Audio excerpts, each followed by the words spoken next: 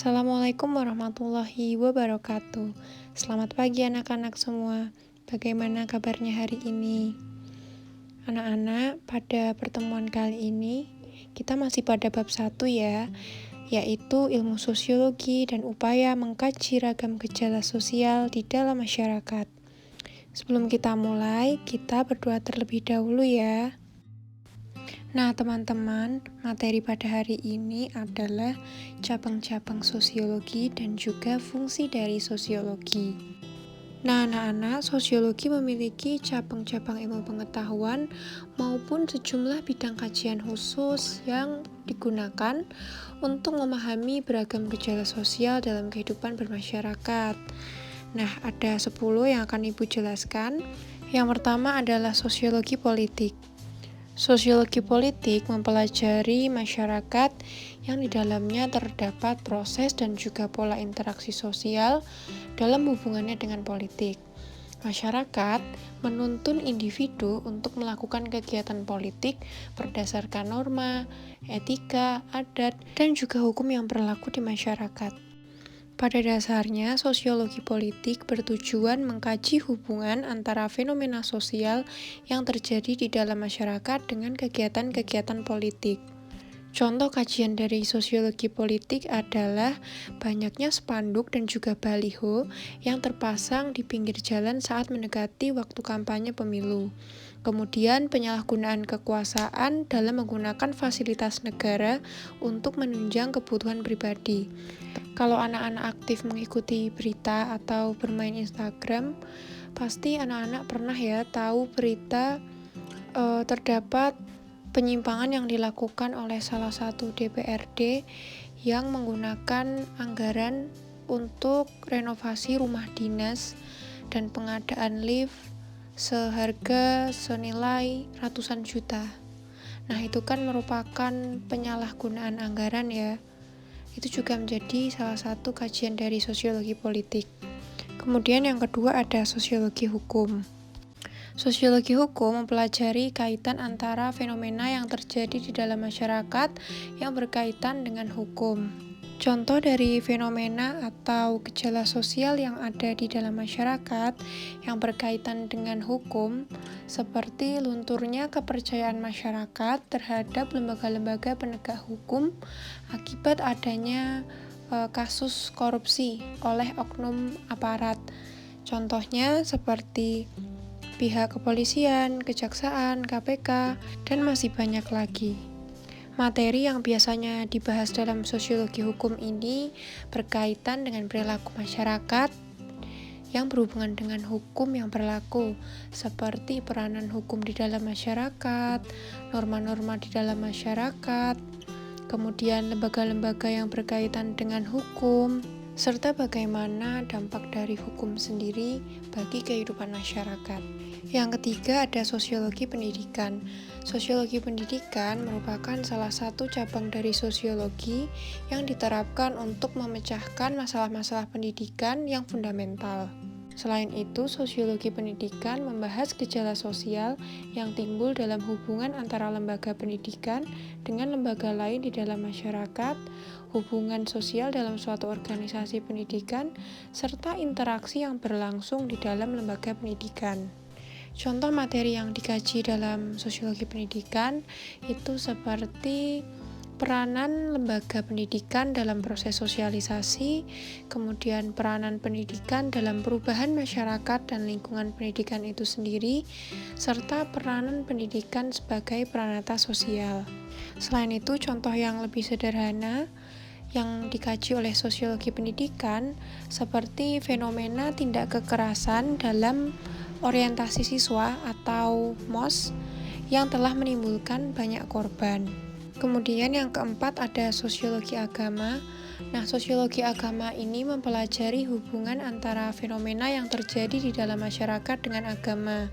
Dalam sosiologi agama, di dalamnya dipelajari beberapa materi seperti perilaku manusia yang berhubungan dengan keyakinan yang dipeluknya, kemudian peranan agama sebagai peranata sosial, peranan agama dalam perubahan masyarakat, dan peranan agama sebagai agen pengendalian sosial.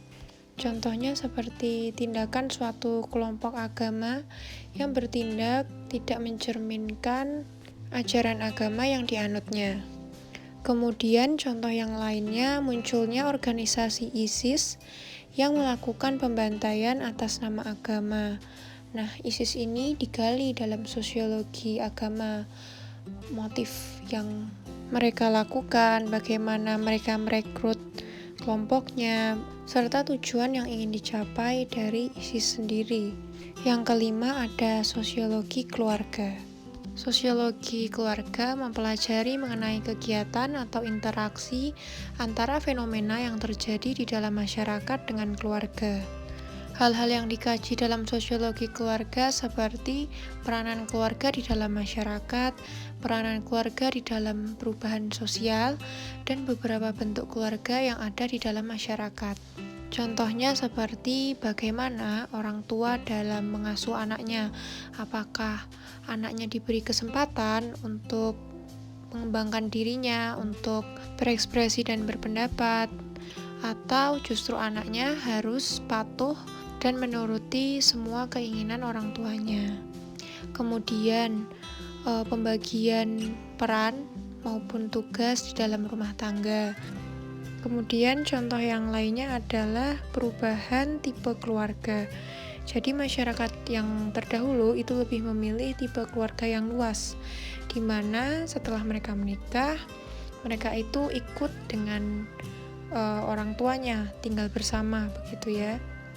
Tapi seiring berjalannya waktu, kemandirian dan kebutuhan terhadap privasi keluarga inti kini mengakibatkan pasangan yang baru menikah pada akhirnya lebih memilih untuk hidup sendiri atau berpisah dengan orang tuanya. Yang selanjutnya, yang keenam ada sosiologi industri. Sosiologi industri mengkaji hubungan antara fenomena sosial yang terjadi di dalam masyarakat dengan kegiatan industri. Beberapa materi yang dipelajari antara lain adalah peranan industri dalam perubahan sosial, aktivitas yang berhubungan dengan kegiatan pokok ekonomi seperti produksi, distribusi, dan juga konsumsi, serta hubungan industri dengan berbagai struktur yang ada di dalam masyarakat. Contohnya seperti konflik antara pengusaha dan pekerja terkait masalah pengupahan dan juga kondisi kerja. Yang ketujuh ada sosiologi kependudukan. Nah, sosiologi kependudukan ini mempelajari mengenai gejala sosial atau fenomena yang muncul sebagai akibat interaksi antara faktor sosial dengan faktor demografi. Contohnya seperti pengaruh nilai-nilai budaya terhadap tingkat kelahiran atau kematian penduduk. Slogan banyak anak banyak rezeki yang hingga sampai saat ini masih sering dipercayai, masih dipegang teguh oleh masyarakat, membuat laju tingkat kelahiran semakin meningkat. Yang kedelapan ada sosiologi pembangunan. Nah, ini merupakan salah satu cabang dari sosiologi yang mengkaji masyarakat dan juga segala pola aktivitasnya di dalam pembangunan, baik aspek fisik maupun aspek non-fisik. Seperti pertimbangan sosial dalam penyusunan kebijakan, kemudian perlibatan masyarakat sebagai aktor, hingga gejala sosial yang ditimbulkan oleh proses pembangunan termasuk pemberdayaan masyarakat. Yang kesembilan ada sosiologi pedesaan. Nah, sosiologi pedesaan ini mempelajari masyarakat pedesaan dan juga segala pola interaksi yang dilakukan sesuai dengan lingkungan tempat tinggalnya. Materi yang ada di dalam sosiologi pedesaan ini antara lain seperti mata pencarian hidup masyarakat pedesaan, kemudian pola hubungannya, pola pemikirannya, serta sikap dan juga sifat masyarakat pedesaan dalam kehidupan sehari-hari. Contohnya seperti norma atau aturan yang ada di dalam desa, kemudian pola pemukiman desa, di mana biasanya di desa itu tetangga mereka merupakan keluarga mereka sendiri, masih sedarah. Contoh kajian lainnya seperti sistem kekeluargaan dan juga gotong royong yang masih kental pada masyarakat pedesaan. Yang ke-10 atau yang terakhir adalah sosiologi perkotaan. Nah, sosiologi perkotaan ini mengkaji gejala-gejala sosial yang terjadi di dalam masyarakat perkotaan serta segala pola interaksi di dalamnya. Contoh dari kajian sosiologi perkotaan ini adalah seperti yang kita tahu, sifat masyarakat perkotaan itu cenderung lebih individualistis. Kemudian acuh tak acuh. Selanjutnya, selain itu permasalahan-permasalahan yang ada di perkotaan itu juga menjadi kajian dari sosiologi, seperti banyaknya pengemis dan juga gelandangan, munculnya banyak pemukiman kumuh, kemudian tingkat pengangguran yang tinggi, serta kasus kriminalitas yang disebabkan oleh pengangguran itu sendiri. Selanjutnya kita masuk pada fungsi dari sosiologi. Yang pertama ada sosiologi sebagai ahli riset. Jadi secara teoritis sosiologi ini membantu para sosiolog untuk melakukan riset ilmiah, mulai dari pencarian data hingga menjadi karya ilmiah yang berguna bagi pengambilan keputusan untuk memecahkan permasalahan-permasalahan yang ada di dalam masyarakat. Kemudian yang kedua, sosiologi sebagai konsultan kebijakan. Nah, prediksi sosiologi dapat membantu memperkirakan pengaruh kebijakan sosial yang mungkin terjadi. Sosiologi sebagai konsultan kebijakan itu dapat memprediksi serta dapat mampu memperkirakan pengaruh kebijakan sosial yang mungkin terjadi pada masyarakat. Contohnya, ketika pemerintahan akan melakukan suatu pembangunan, seperti misal pembangunan pasar. Nah, dengan adanya sosiologi, dapat kita perkirakan, bisa kita prediksi bagaimana dampak yang akan terjadi pada masyarakat di sekitar wilayah tersebut, atau bagaimana pengaruh yang akan dihasilkan. Apakah memang wilayah tersebut cocok untuk dijadikan pasar atau tidak, seperti itu. Sehingga tujuannya sebenarnya sosiologi ini membantu agar dalam pengambilan keputusan pemerintah memenuhi suatu harapan serta menghasilkan pengaruh yang diinginkan oleh masyarakat. Yang ketiga, sosiologi sebagai praktisi. Nah, dalam hal ini sosiologi menempati sebagai ilmu terapan, begitu ya. Nah, sosiologi ini memberikan saran-saran baik dalam penyelesaian berbagai permasalahan yang berhubungan dengan masyarakat, hubungan suatu kelompok dalam lembaga masyarakat, maupun masalah moral. Seorang sosiolog harus memperhatikan nilai-nilai budaya dan karakter bangsa yang dibahas karena keduanya merupakan nilai yang ideal. Mereka dituntut menggunakan pengetahuan ilmiah dalam mencari nilai-nilai tertentu seperti efisiensi kerja, efektivitas program, atau kegiatan masyarakat. Kemudian yang terakhir ada sosiologi sebagai guru atau pendidik. Nah, seorang sosiolog yang menjadi pendidik itu berperan dalam mengajarkan dan juga mengembangkan sosiologi sebagai ilmu di berbagai bidang dengan memberikan contoh-contoh yang terdapat di masyarakat.